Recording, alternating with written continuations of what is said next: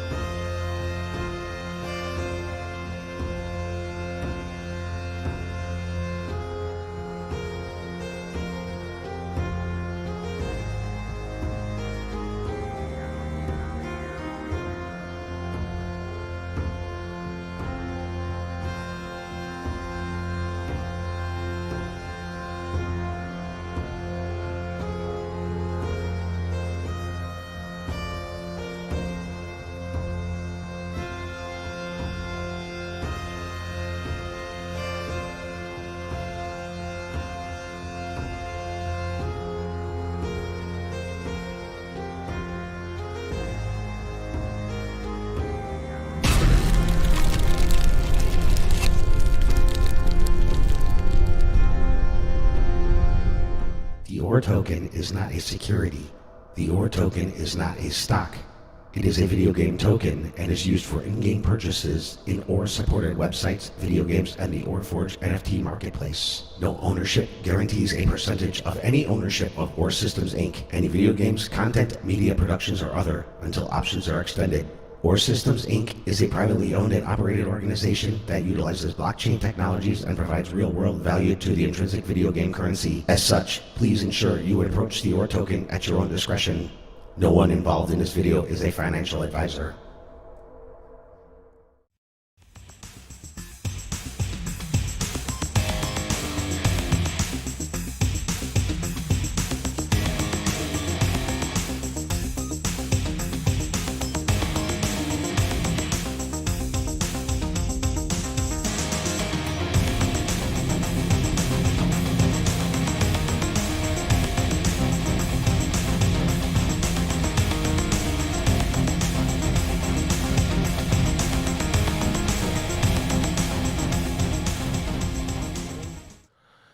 And welcome to episode 50 of the Warrior Hour. 5-0. Boys, Big 5-0. You may notice Mr. Armando's not with us. He had something very important to tend to today, and we wish him the best and safe travels.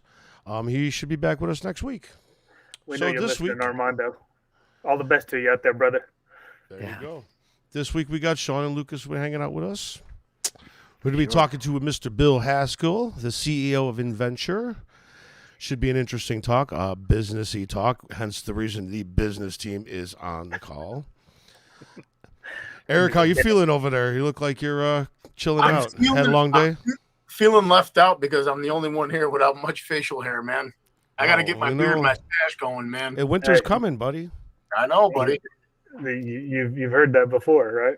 Game of Thrones, baby. Winter's coming. I'm looking at you three guys. It's like, God, you guys have this glorious facial hair, man. I'm growing it. I'm doing it, man.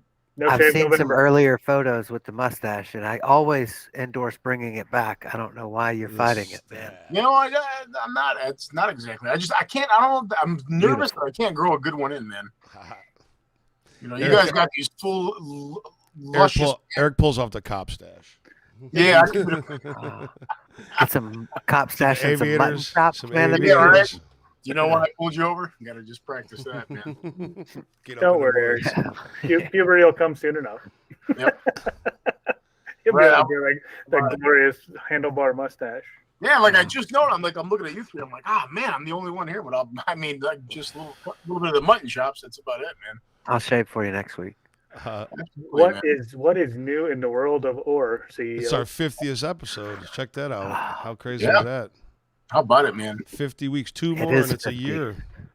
You know, I remember when Nick was talking to me for the first time, we all mentioned having a podcast, and I thought, man, how damn, we'll do one for a few weeks, maybe months, see how it goes. And look, man, almost a year later, we're still here. Why not? Podcasting. Absolutely. Did we fail to use Armando's line? For the millions And watching billions. now and the billions who will watch later, welcome to all you warriors out there to the Warrior Hour. I don't do it. You did it. You just fine. Oh, You did it that's just all fine. man. You did it your way. I don't have a personality like he does, man. God bless you, Armando. We miss you, brother. Absolutely, man. Yeah, I was just saying. Hurry back. Yeah, he's got that PT Barnum quality about him, you know. Guy's definitely going to be a host or an MC, you know. Game show host. Game show He host, could man. totally Game show host, boy band, front man. Boy band. You know, we don't want to box him out, but he's multi-talented. Absolutely. Nice. Yeah. So you were saying, Sean, to Lucas about anything new? Yeah, what's shaking in the world of war? A whole lot. We're getting some really good traction in some of our product offerings. We're having some great conversations.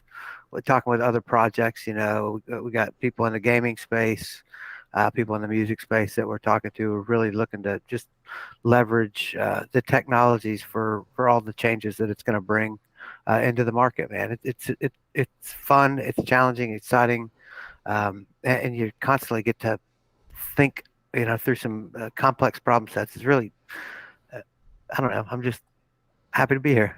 It's That's a awesome. We're aiding in your transition from Web 2 to Web 3. Yeah. Social media platforms All are your out there. needs. We're gonna do social media our way. Actually, more importantly, we're gonna do social media the customer's way. You get to select choose your own adventure. Check out our new bubble builder on the website if you're interested in any kind of your own social media. What else have we got going, man? It's just system. I don't know, the year's New flying website. by. If you haven't checked out the new website, check that out. And be sure to Sign smash up. that like and subscribe button. over Sign on up for the YouTube mailing channel. list on the website. Smash like and subscribe here. Absolutely. All you token projects out there, I'm talking directly to you now. You thinking of starting something up? Give us a call, man. We got you cradle to grave. We'll build your smart contract for you. We'll monitor on the backside. We'll help you get your NFT marketplace up and running, and we'll give you a social platform so you don't have to use everybody else's. Bring all those honeybees along with you. Do it your way. You don't have to be monitored and policed anymore. We got another alternative for you. Once at Web3, got that in there too. How Sean just presented that should be like a little commercial or trailer or whatever and whatnot, man. That was awesome, I'm man. gonna save that. I'll save that We gotta- little audio bit. Inspiring. Man, Yeah. that was perfect, man. That was all off the cuff too, wasn't it? We gotta get a better face than mine though, man. Ah, come on, No, man. it's fine. My Get wife that made some handlebar scary, mustache. Yeah. Bring it my back. wife made some scary cookies for Halloween. She used my face as an imprint. So I mean, I don't know. Gorilla cookies. Oh man, that's funny. Hey man, I'm looking forward to talking to our partner here. Yeah, absolutely. Yeah, no, he's it seems like what he does is really cool. From his website, it says they found, fund, operate, and rapidly scale companies in strategic collaboration with multinational corporations. This guy No big knows deal. what he's doing. It ain't no big deal at all. No, No big deal, right? no. Absolutely. Yeah, there's a I'm lot looking going on with forward to this. I think you guys are gonna like this one for sure. I'm looking Me and Eric will forward probably be to scratching our heads, going, "Duh, what?" Nah, you won't. Nah, you Oh won't. man, I'd like to think I have some business sense, but you Sure. guys, when I watch you guys at work, man, it's I'm lost, man. I love watching Bill's you got guys to say he'll be all that. popping in here any minute, I'm sure, right? Man, I tell you, we learn something absolutely every day. Something new every day. And Every day. it's changing constantly too, so it's got to be like hitting a moving target at times. It's a You know, fluid it- environment.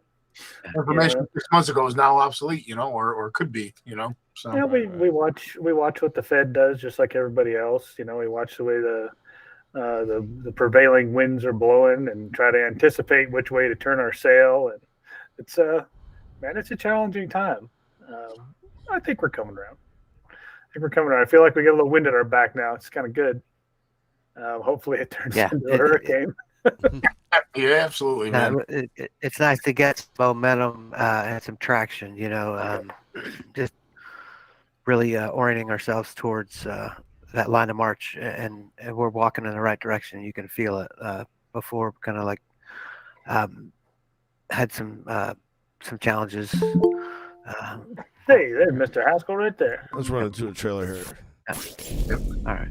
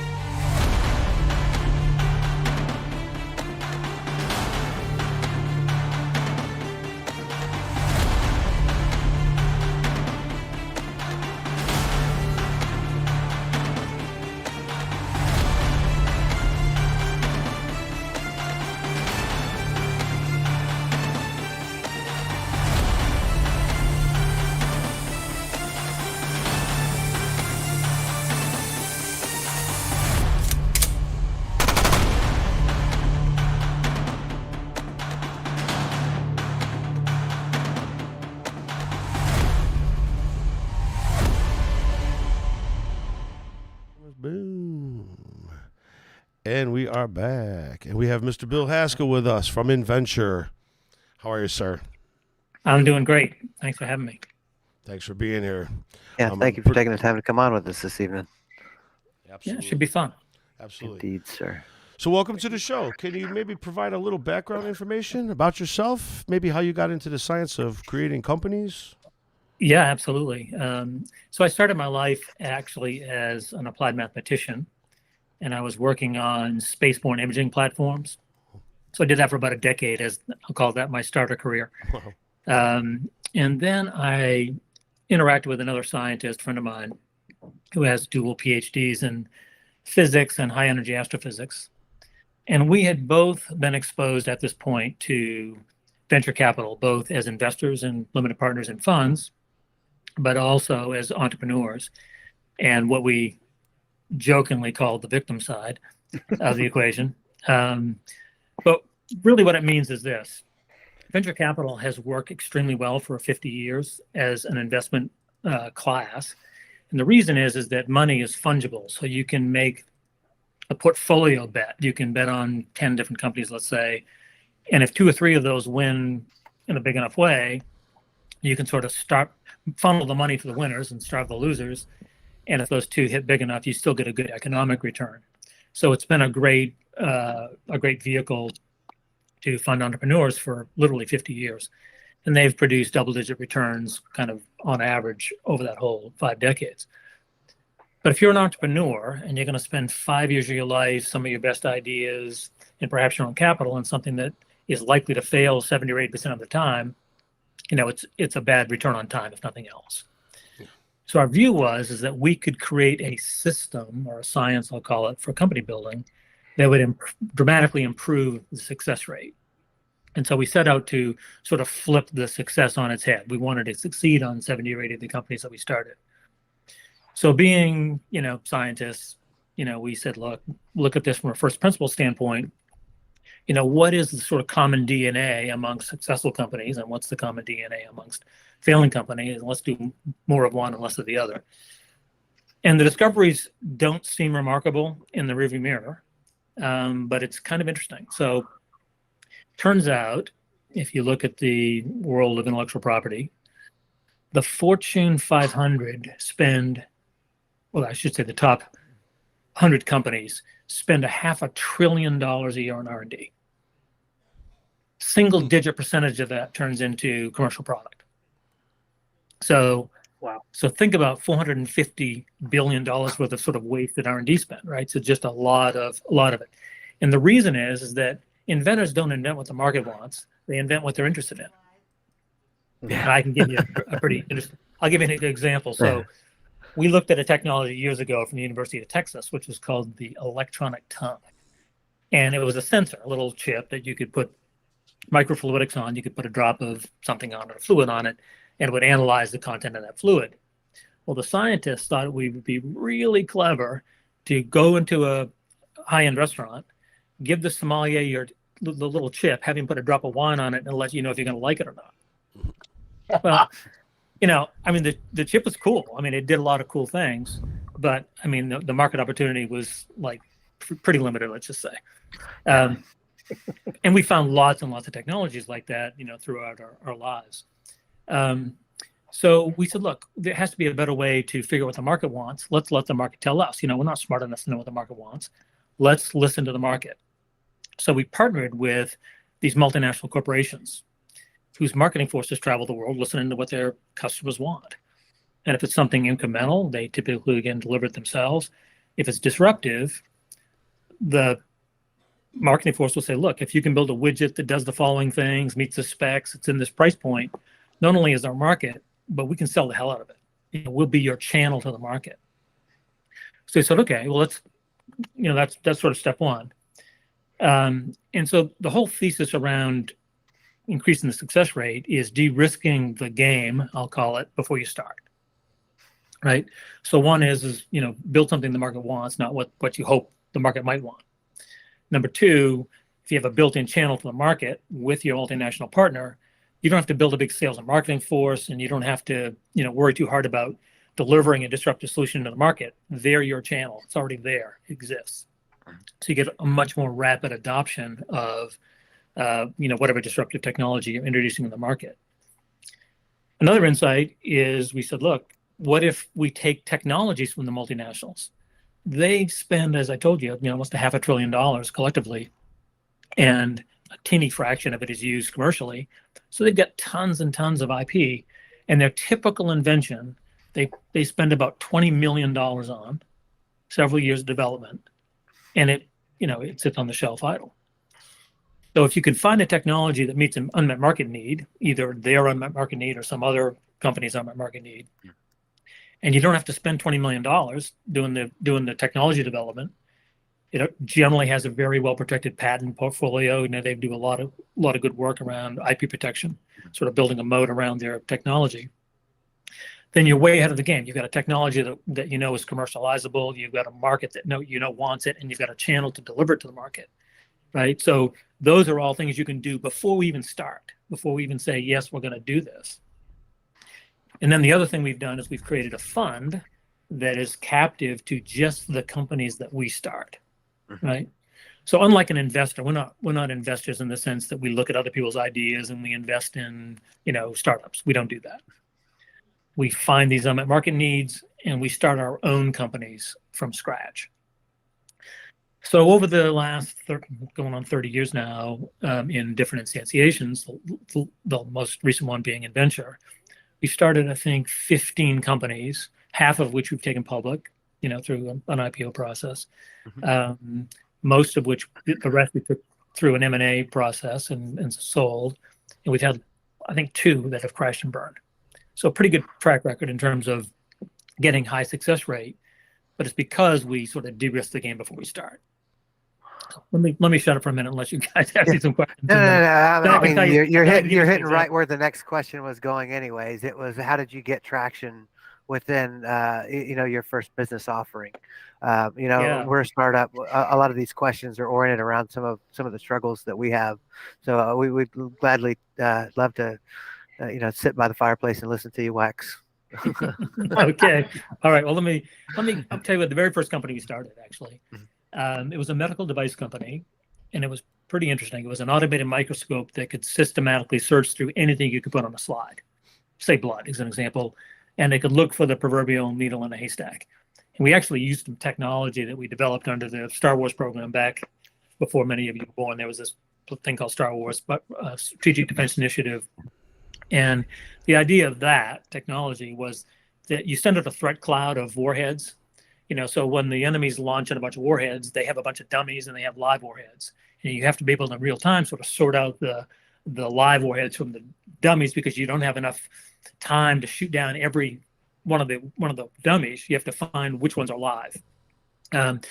So we developed this imaging technology, which had high sensitivity, and we applied that to this automated microscope. But in any event, it could find that sort of needle in a haystack, that one cancer cell amidst a matrix of normal cells, millions of normal cells. And a pathologist typically would, search through, and they would manually run this microscope, and they'd miss some and so forth. and they don't have the same sensitivity as the sensors we had built into the microscope.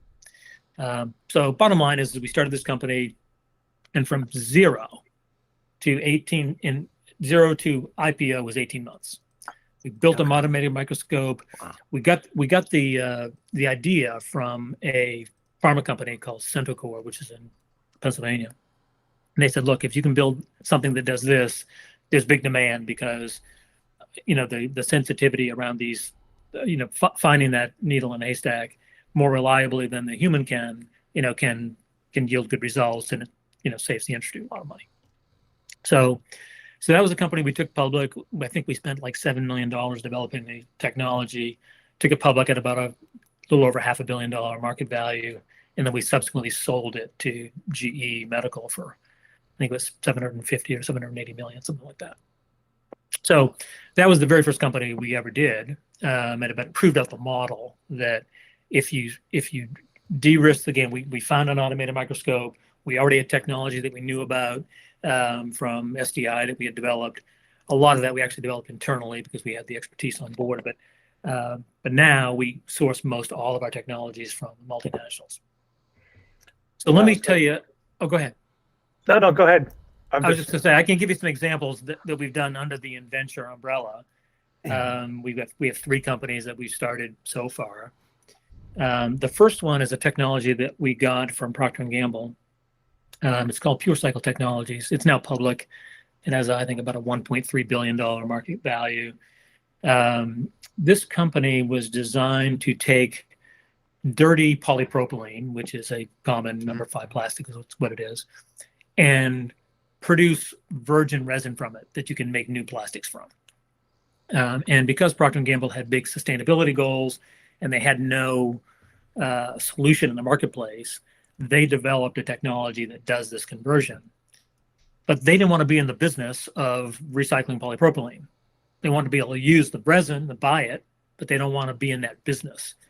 So we started a company called Pure Cycle Technologies, which I think the symbol is PCT. It's a NASDAQ listed company. And we've raised over $1 billion for it, closer to $1.5 billion, I think now. And we're building plants all over the world that take large stores of this, dirty polypropylene and convert it into virgin resin. And the first plant's coming online in the next 60 days. And we've already sold, this is the sort of the power of the multinational being your channel to market. We've already sold out the next 20 years of production from that plant. So it's not like you build a widget and you hope somebody can find somebody's going to buy it. We know going in that we've got somebody that wants it, and we know what price it needs to be and so forth. So that's a technology that they invented because they needed it, but they don't want to be in the business of recycling polypropylene, collecting all the feedstock and so forth.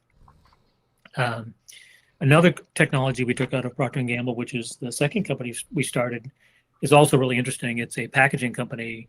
The company's called Aeroflex. And what it is, you can see this is just a piece of film, or 2 pieces of film, right? And you print all the labeling right on the film itself, right? But then you fill it with an airframe. So this has like a 10 psi airframe, so it makes it flexible. And so you can ship it with very minimal external packaging.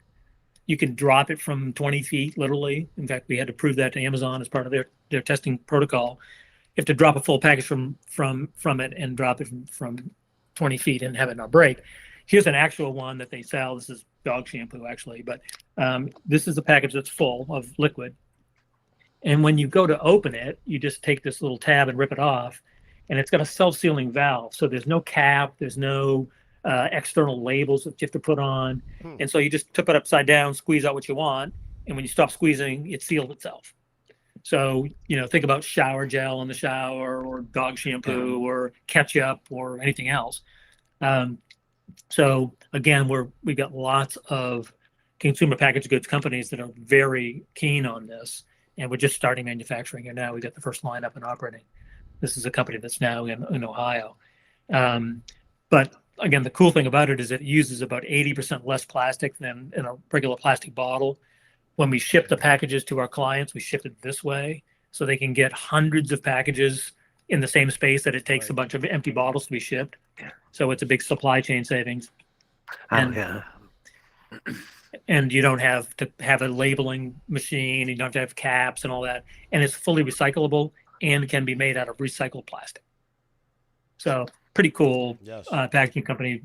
Big customers, the customers include the likes of Procter & Gamble, L'Oreal, Johnson & Johnson, Unilever. Those are the kinds of clients. So when they order packages, they order them by the tens of millions. They're big clients. Yeah. So again, market adoption's fast. So another one, if you're interested, I can keep going. I got one more, one more interesting one. The third one, yeah. You talk about. 3. Yeah, we got a hard out for a commercial coming up here shortly. Let's squeeze one in about 3 minutes. We'll be good to go, sir. Okay, let me just frame it for you, and then I'll tell you about the application. Perfect. So it's about cooling data centers.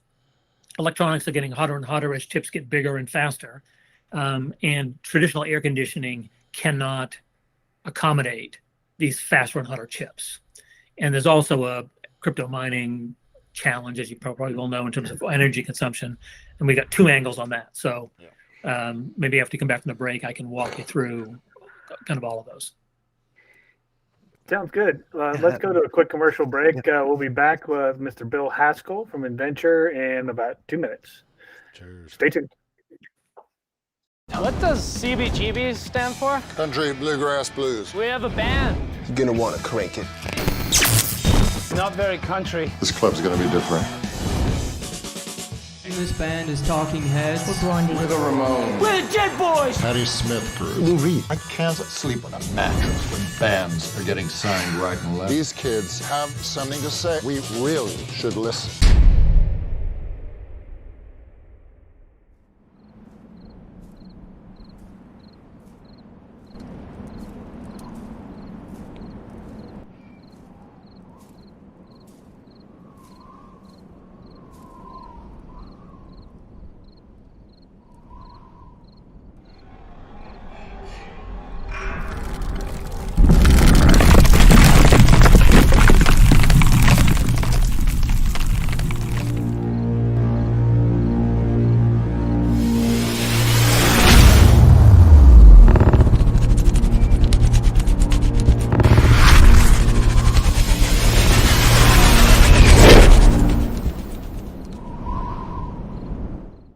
Forge greatness, this is what you need. Next level marketplace with the NFT. Music, podcasts, movies, and more. Crypto games, take it to the next level for sure.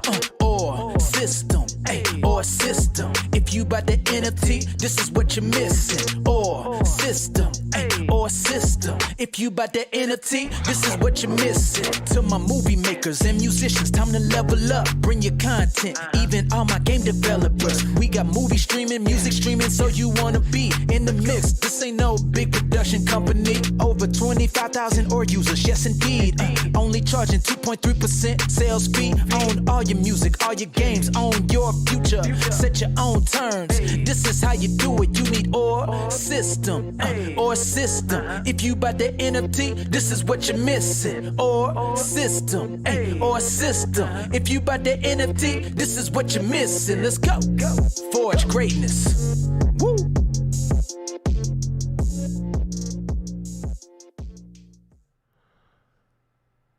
We're here with Mr. Bill Haskell from INNVENTURE. We are getting an education tonight, ladies and gentlemen. Yes, we are. So hang with us for a few more. Go ahead, Eric. Yeah, question I wanted to ask. How do you predict the success or failure of a project? What marker do you use for that? Yeah, so this is really interesting. So it turns out these big marketing teams at these Fortune 500 have amazing ability to collect market data, right? So when they tell you there's a market need, they've got a huge amount of data. And so we spend typically, 9 months to a year actually analyzing all of their own information. And then we hire experts in each industry. We're actually technology agnostic, I'll call it. We don't have a particular verticals that we focus on. We're focusing on things that can make money. And one of the filters, by the way, is we only do things that we think can achieve $1 billion value or more. Having done, literally, I've been involved in more than 25 probably startups in my life. And it's just as hard to build a $10 million company as a $5 billion company. You just have to pick the right game to play.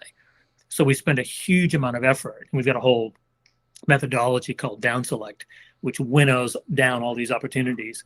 And even with these really well-vetted technologies that we know meet the market need, we pick about 1 out of 30, because in addition to figuring out whether the market data is valid and good, we also have to create a business model that makes us money, that makes the companies that we start make money.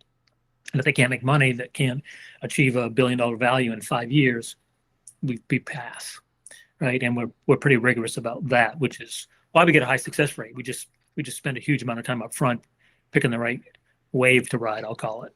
Somebody told me you don't have to be the best surfer, you just have to pick the right wave to ride. Right? Yeah. And we spend a huge amount of time and effort doing that. Wow. Hey, Bill, we did a little crazy Ivan on you when we came back. I'd like you to finish your story that we were talking about before we went to commercial break, if you don't mind. Yeah, and there's a blockchain connection in this too, which I want to come back and kind of circle back to. So we have a company called Excelsius, and it's really quite interesting. What we do is we actually take the heat from very hot processors, chips, CPUs, GPUs, that are on a board in a rack, and we use the heat from the chip to actually provide the cooling, so we can do it with no power. So the way it works is, envision a rack of servers. You've got 50 servers in a rack, and for every CPU that's hot, typically you have a big heat sink which absorbs all the heat. We take the heat sinks off, and we put a cold plate that sits right on top, a machined plate that sits right on top of the chip itself, and we run a working fluid through that plate. So it's not in contact with the fluid isn't in contact with the chip itself. It's just in contact with the cold plate that sits on top of the chip. And so you get this manifold, which is this big, loop on the back of each rack.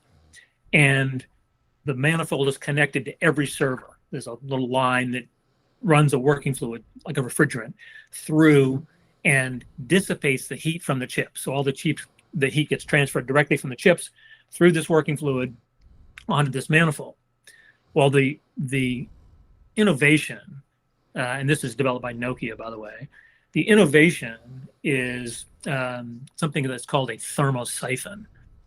And what does that mean? Well, think of a big loop, and it's got a working fluid in it, small volume of working fluid that's circulating through. And so when the heat comes off those chips, it goes to this manifold, and it turns the fluid into two-phase. So instead of just being a liquid, it becomes a liquid and partly gaseous. And when it becomes two-phase, the buoyancy force forces that fluid up to the top of this manifold. You have a condenser at the top, which turns it back into a liquid, and then gravity drives it back down the other side, right? So it actually is self-propelling. It requires no power. There are no pumps or anything involved in it. Wow. And the beauty is that it self-regulates. So the more chips you have and the hotter they are, the faster the working fluid circulates, and therefore it dissipates the heat through your condenser. So with no external power, you can cool these chips much more efficiently than air conditioning. And we're literally reaching what's called the thermal wall, which is the limit at which air conditioning can no longer cool the chips and keep them at an operating temperature that makes them operable. And so this technology can accommodate chips much, much, much hotter than what exists today. And it cuts about 90% of the air conditioning load out of a data center. Well, air conditioning is about 40% of the OpEx cost of running a data center. So if you can cut 90% of that 40% out, you're cutting out like 35% of the cost of production in a data center. That's the little value proposition. The big value proposition is, because these chips are getting hotter, they can't put them into the rack as densely as they did before, because these heat sinks get bigger and bigger, and they have to space them out further to allow air conditioning to cool them. And it's getting to that point where it's uneconomical. Well, we take the heat sinks off and we can pack them in again. So we can, instead of putting 12 or 15 servers in a rack, you can put 50 in a rack. Yeah. So you can actually produce literally 10 times more, do 10 times more processing in a given footprint of a data center with this, the same footprint with this technology. So you get, bigger revenue, much more, throughput, lower maintenance costs, and, much more efficient cooling. And that's going to completely change the way people are doing things. We're down here in Texas, and they're on their own grid, so they have a lot of that the cryptocurrency mining going on right now. Yeah, and that can totally synergize that whole industry. Yeah, so we're looking at another solution to this problem, or a complementary solution, I should say, to this problem, and it's around blockchain. So envision a blockchain that is compatible with but does not run on the Ethereum network. Meaning you can move a token from one wallet to another without you sharing a highway with Ethereum. You can still see it on Etherscan, you can still see the transaction occur, but you can set your own gas price. So you can it's faster and cuts out about 70% of the gas fees out as compared to what it does on Ethereum. So you can still do a proof of stake if you want. You've seen the big thing here, right? But gas fees, they keep creeping up because as the Ethereum network gets overloaded with thousands and thousands more tokens, right? They have limited bandwidth. Well, this runs on its own. It's kind of like the HOV lane, on the highway, right? And you can set your own toll, and the toll is cheaper than going down the regular highway with everybody else. So this is another way that we think we can fundamentally improve I'll call it the throughput. It's going to take a bunch of energy requirement out, and it's going to be a lot faster. So blockchain applications that require, faster processing and that are cost sensitive, there are advantages to a permission blockchain that is compatible with but not running directly on the Ethereum blockchain. To my knowledge, we have access to this particular blockchain. I don't know of anything else out there like it. I'm not saying there isn't, but I'm not aware of anything else. Most people that call it a private blockchain, it's just a fork off Ethereum or something. Right. This is a completely independent blockchain, and you can replicate it as many times as you want to. So you can have one for, every market, and you can still make it public in the sense that you can permission anybody that you want, any community of people that you want to go see it. This was initially developed for the sort of classified community when they were trying to protect, say, the movement of nuclear assets or the movement of sensitive information that they didn't want shared on a public blockchain. But they wanted the benefits of blockchain, the security, the efficiency and so forth of a blockchain. Mm-hmm. So for Excelsius, we think this is another, potentially a bolt-on or some other, complementary technology that could help address some of the same problems with data centers that are consuming, 3% of the world energy grid or something close to that. Wow. We have a follow-up question on the backside here. How does this protocol actually play with Ether and EVMs, without directly using it? Yeah, I can't, only because I don't know, not because I'm not willing to tell you. I know you've probably forgotten more about blockchain before breakfast than I'll ever know, but I know conceptually what it does, but mechanically how it works, I don't have enough knowledge to tell you that. We have people that do know, and this is something we're evaluating. We haven't opted to license in this technology, but we think it's quite clever and it has some pretty big application areas. We've been working on our own instance of a Hyperledger Fabric that we think has promise for enterprise application also, in the fact that it's gasless private permission blockchain. We think there's a lot of industrial application, enterprise application really for a lot of systems that are out there running right now. So I'd love to entertain a conversation on that. Yeah, offline, perhaps some other day we can talk about it as we delve into it more. There are so many application areas for it. We're interested in some specific application areas for this, for this private blockchain. There are many others that it could be used for. I think of things like chain of custody for forensic information or medical records and those sorts of things where you may not want the whole universe of people to have access to it. So this actually is a more secure environment because you can have an infinite number of nodes that do verification that are not, shared with the rest of the world. All right. Centralized in a decentralized capacity. Yeah, I mean, you think about it that way. You just partition off a private marketplace, I'll call it, where everybody in the marketplace can see it, but the general public can't tune into it, and the software, it won't be in the public domain either. So it's not something that somebody can go in and drop some hacks into and try to hack into. Yep, interesting. Anyway. We're on board with you. We think that's the future. Agreed. Absolutely. What exactly do you think that your team does best, like absolute best? Yeah, so that's a good question. So my philosophy has always been to draft athletes versus position players. The business that we're in requires a lot of what I'll call first principles thinking, right? And so we tend to hire, at least for the people that are evaluating technologies and that are part of this, what I call down select process, we find people that have sort of intellectual curiosity. They know a lot about a lot of different things, but they have the ability to quickly walk across a bunch of different industries and technologies and figure it out. They tend to be people with physics backgrounds or science backgrounds, as opposed to, say, engineers who have a great role in the world here. But the scientists tend to be really good at first principles thinking. They never take any assumption at face value. They challenge everything, right? They don't believe anything, and then they look at what is the real core issue? What's the real core question? So I think we are really talented in this area of sort of picking the right game to play, and we've got, again, the athletes to do it.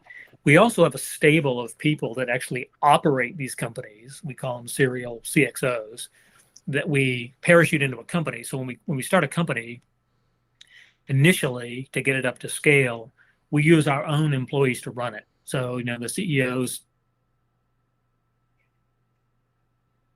Oh no! Did he freeze? Oh. Yeah. Oh no! I was hoping it wasn't me. That was getting juicy. I was hanging on every word he was saying. It's like, oh, come on. Bill, I don't know if you can hear us, but you're frozen, sir. We cannot hear you. You're locked out. I think he might have lost connection. Yeah, he had. Oh, there he goes. He'll come back. Connections. He will pop come back. Sure. Pop back. There's no way now he's not just going to pop back in. Man. Hey, let's cut to a quick commercial, Jimmy, and we'll see if we can get Bill back. I'm back. All right, there he goes. We had I don't know, some sort of a glitch here. I'm not sure what. Sorry. It happens. Made it longer than 5 minutes this time, Bill. For some reason we did have in a dry run a similar kind of glitch, but so anyway, I think we're really good at that down select process. And we've got a really replicable process. We've been doing this for a long time, and we've got people that are really good at it. But we also hire a lot of industry experts for every vertical that we go into, for every market. We don't have domain experts in everything we do, so we hire, as part of our team, outside experts to help augment our team. Sure. But we've got a lot of core first principles thinkers, and I think we're really good at that. My wife is a scientist, and I would agree with just about 99% of everything you said. Always spirited conversations. It's what we call having the Y chromosome, the WHY chromosome, right? People have that intellectual curiosity, right? And not everybody does. Not every a lot of people just take what they hear at face value and move with it. But we have to question everything, all the data, all the assumptions, and we're very data driven. Yeah. Well, we're coming up on the end of the segment, Bill. Any parting words for the audience? No, I just think, if you had to differentiate us from other, kind of groups that do similar sorts of things, the difference is that we invent our own companies and we scale them and run them ourselves, as opposed to backing teams of entrepreneurs. And I think that's a big distinction. We take them from soup to nuts. We start them, we run them, we finance them. So we take all of that under our own wing. So we really kind of control our own destiny, and that's valuable to us because we have entrepreneurs that have been doing this for decades that have done 7, 8, 9, 10 startups each. So when we put them in, they know what to look for and what landmines to be on the lookout for. That's a very, very interesting concept. Absolutely. Glad you thought of it. and relevant. Like 80% of the people we talk to, we try and impart some of those growing pains into their projects that they're trying to bring up as well. It's really really handy to have that insight into those opportunities. It didn't come without scar tissue. Yeah, absolutely. We have plenty of that. Yeah, yes, sir. What have been some of your biggest challenges? Just one last question. What have been some of your biggest challenges with INNVENTURE so far? It's finding the right multinational partners and training them to show us the kinds of things that disrupt an industry that we're looking for. We're only gated by, I'll call it the top of the funnel of new things. We have some great partnerships, but it takes a while to get the multinational to understand the types of things that we really are looking for. They typically show us a bunch of stuff initially. We'll look at 20 or 30 technologies, none of which we can commercialize into billion-dollar companies. So there's a bit of a training process, but we've got some really good partners, and we're growing that family of partnerships. But as you can appreciate, the incubation time of a multinational is long, right? The cycle is very long. But once you get one on board, they're very invaluable. That's great stuff. Well, Mr. Haskell, we really appreciate you coming on tonight and enlightening us, and I'm sure our audience to some degree too, about INNVENTURE and a lot of the great projects and companies that you guys have built over the last couple of decades now. So yeah, it was my pleasure. I enjoyed it, and I hope you got some insights from it. Absolutely. Absolutely, we sure did. All right, well, thank you very much. Take notes. Yeah, enjoy your evening, Bill. Thanks so much for your time. Right, thank you. All right, bye now. Thank you, sir. You have a great night. All right, bye now. That was someone.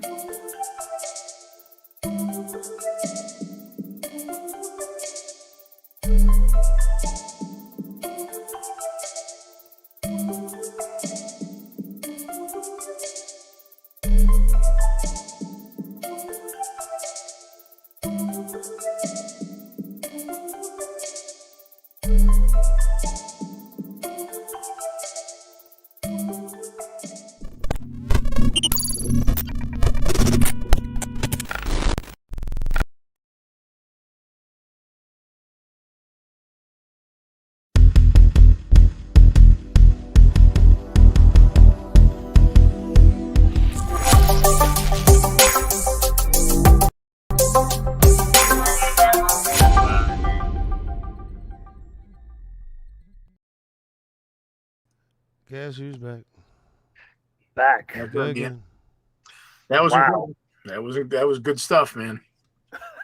What do you say after that? Wow. Yeah, I know. I I was trying to follow. I mean, it was some really interesting stuff, but I was trying to follow some of it, and that guy was really technically savvy, and yeah, absolutely.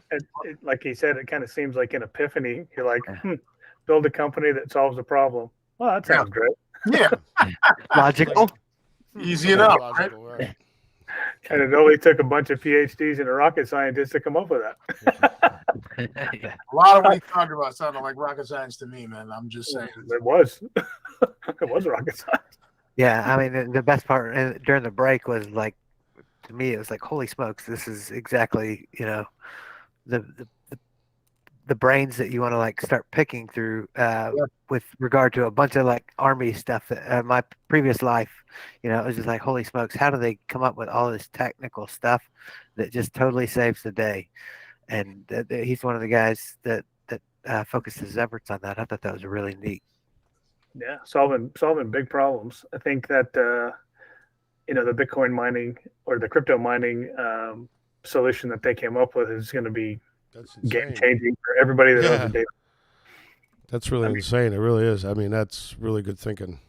Yeah, pack 10 times the amount of power into the same space and keep it cooler. Yep. On its own, no power. And while reducing costs. While reducing costs. Wow. That's solving big problems right there. I'm glad we got people like that on our side. It's American ingenuity, man. Gotta love it. 100%. So yeah, great, man. What a smart man that guy is. And I'm sure he surrounded himself with, like-minded smart people. Like we do, no big deal. I'm just I'll tell you what. That's why we have Eric around. He's the brains. Yeah, right. Everybody doesn't know this, but Eric is the brains. He doesn't. I know he doesn't look like it. I'm the poster boy, man. I'm the looks, man. Could it be said he's the master of puppets? I wouldn't Face. The pastor of Muppets. Man, I'll tell you what though, one thing we are not shy of is having some pretty incredible guests, man. We've got some pretty interesting folks And on that's here. what this is all about. It's all about learning, you know what I mean? Getting people on and sharing their stories and learning about it, you know. Next week's guest is going to be banging. We got Sin Studio, I believe it is, the VR game. Oh yeah. They have Is that next week? yeah, they got Cool. some really good content coming up next week. So we should have back to some more video game oriented material for those who are interested in that specific segment. See that? The Warrior Hour. Rocket science to video games. That's how we do it. Versatility. Got the whole gamut to go. It's good stuff. That's how versatile all of this stuff really is, man. It's going to change the way we do a lot of things once people, adopt some new habits. Absolutely. And I think that big game change, that big swing is going to happen in the next 5 to 10 years where, Big swing. When you look back now at the cell phone, what it was 30 years ago, well, it wasn't. Yeah, you'll be paying for stuff on Twitter. Yeah. That stuff's coming, man. Very, very interesting times nowadays. Yeah. Glad to be part of it. Glad to be part of this team for sure. It's an amazing time to be participating in the American experience. Absolutely. I agree. I tell my kids all the time, I'm like, man, it was so boring when I was a kid. You just go play all day. You got like some weird stuff to think about with how you live your life these days. It's Oh, challenging. those were the good old days, though. Yeah. Yeah. Oh, don't get me wrong. I'd rather have the skint knees and playing outside till the lights came on. But now it's the opportunities that these kids, yeah, man, technology fast forwards things so much for them. Yeah, it does. Yeah. And I'm glad to see it. It was bound to happen. If anybody knows any science fiction we see, there's a hint of fact to all that. It's going to happen. Kids are going to be walking around with computers strapped to their arm. You know what I mean? It's just going to be that way. You know what I mean? It's the only thing we do is try to make it the best possible experience you can for them. You know what I mean?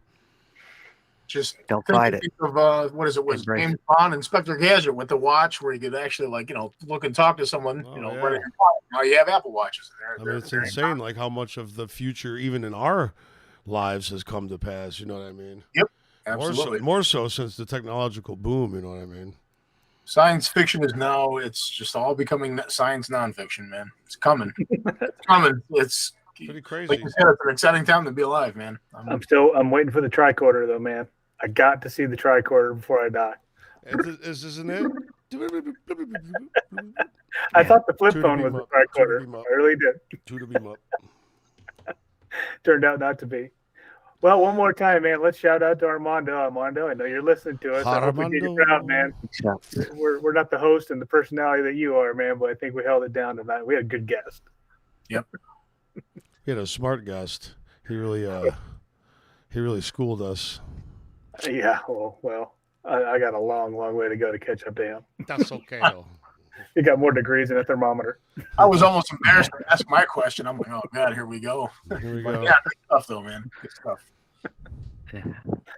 Right on. Well, thanks, gents, for tolerating me one more time on the Warrior Hour. And could pull out of here.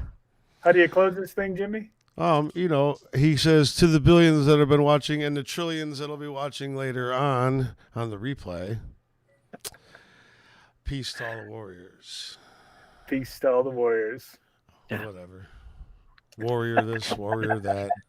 Thanks for tuning in. Armando, we miss you. He'll be back next week, episode 51. We got VR gaming company on Sin Studios. Join us next week. Click, like, subscribe. Click, like, smash that like button.